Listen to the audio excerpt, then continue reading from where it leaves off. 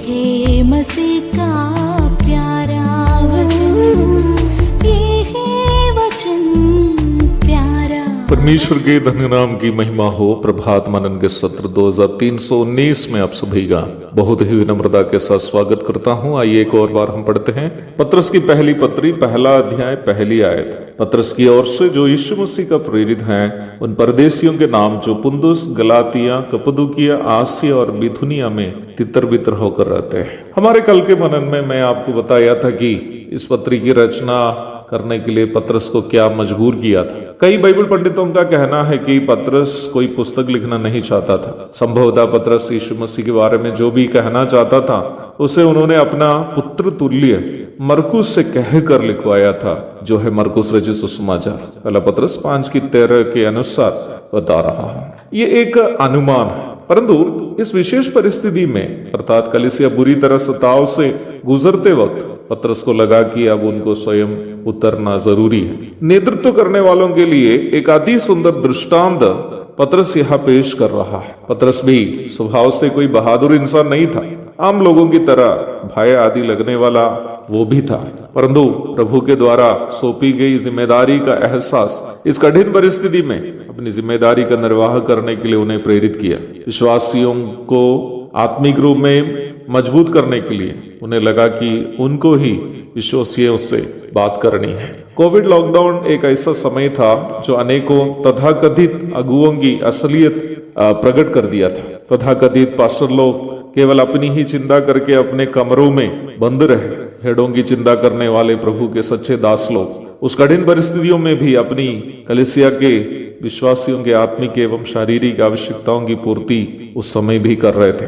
नेतृत्व अथवा लीडरशिप सभी लोग पसंद करते हैं। लोग इसलिए नेतृत्व में आना पसंद करते हैं क्योंकि वहां नाम कमाने का अवसर लोग समझते हैं, प्रसिद्ध होने या आदर सम्मान कमाने का लोग उसे अवसर समझते हैं। कई लोग इसे मंच पर चढ़ने, लोगों के सामने अपना ज्ञान उतारने, डांट फटकार लगाने का और नाम कमाने, प्रसिद्ध होने आदि का भी एक अति सुंदर मौका के रूप में समझते हैं। परंतु अनेकों लोग इस सच्चाई से अज्ञान है।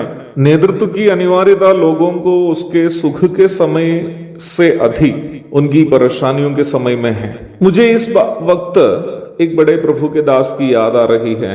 उनका नाम ब्रदर एब साम है, जो असम के चाय बागानों में मेहनत करने वाले साधारण मजदूरों के बीच प्रभु की सेवा लंबे सालों से कर रहा है। केरल में हम दोनों भले एक ही जिले से ताल्लुक रखने वाले क्यों न हो, भैया एब साम एक अमेरिकन ग्रीन कार्ड होल्डर भी है। कोविड काल में जब कोई अपने घर से बाहर निकलने के लिए डरता था, अपनी कलीसिया के एक साधारण गरीब बच्ची की शादी बिहार के एक युवक से कराने के लिए उन्होंने असम से रजिस्ट्रार बनकर बिहार तक आया।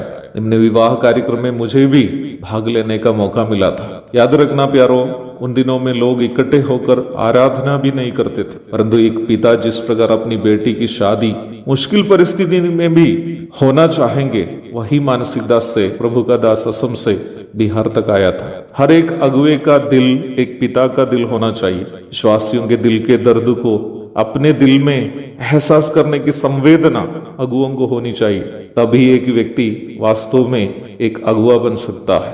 मंच पर चढ़कर केवल माइक के सामने गले फाड़ने वाले सभी नेतृत्व का हिस्सा नहीं है। अगुवे वही है जो भेड़ों की परेशानियों को समझते हैं, उनके दर्द के प्रति संवेदना रखते हैं। पत्रस अपनी इस पत्री में वही संवेदना को दर्शा रहा है। एक और शुभ दिन की धन्य कामनाओं के साथ आज का मनन में समाप्त करता हूं। प्रभु आप सबको आशीष दे। आमीन।